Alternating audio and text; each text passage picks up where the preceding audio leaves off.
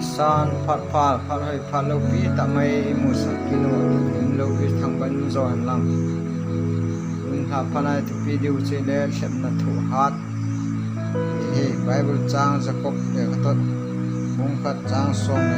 da sim ta Lhepna thoh ham chu nan lo ma hi aje chu hlep patep chu azo a them chan zo le pakai na ma ngai lu ho pi dinga thitep sa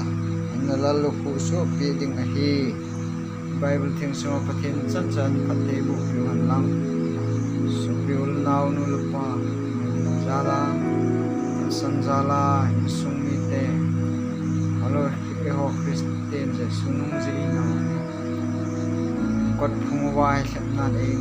nga lo kal khat sel Lhepna ei nga so hi wang ki do na chu pathina zo na yong chu pathina hi ti teng lo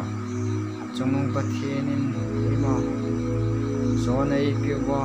pon le hin na lal lu e pi se do no mu ne ha sa le yong le su mai chu sim jinga sa le jong le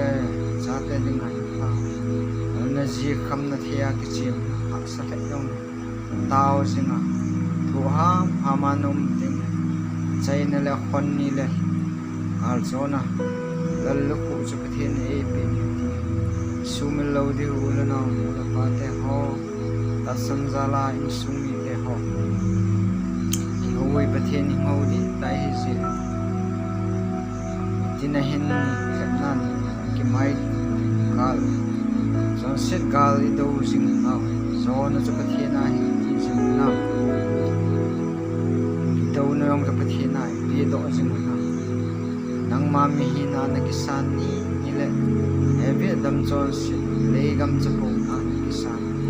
ani ni lo le chon si chem jam nang ma apaya na kum lo na sa do ni ni le le lam cha po chung nang ma ki do chu pathina na pe zo lo ti zo na nong na chan ti jun e ma o chem jam chon si na hak he bo a zona so kito na so pathina I pi o ni sunga gali sanau zo du lo si no Lhepna thoh ma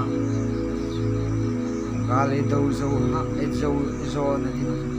kito na so pathina I pi do so ngai ni sunga thu bi sa cho chomlam choma kito ya volgal do na tam tao me ne za ding na tu ding hi kal ke bon alo le ta cho thu ne se ya thoh hama na pan jing an the i to ma ho sin na in sunga za te jiam min se alo ta zum na mol pho na tam na tu jing la ya ya Lhepna thoh ham chan nun no do na chu pathina na nga khuma chaina zona chu pathina hi tiang ki poma au thing bol thina chung ichan theina diwa chu zona chu pathina hi Lhepna thoh ham ding an thing mol chom lai se ha no inin chan chewa ngai tho ga mal som e chan san amen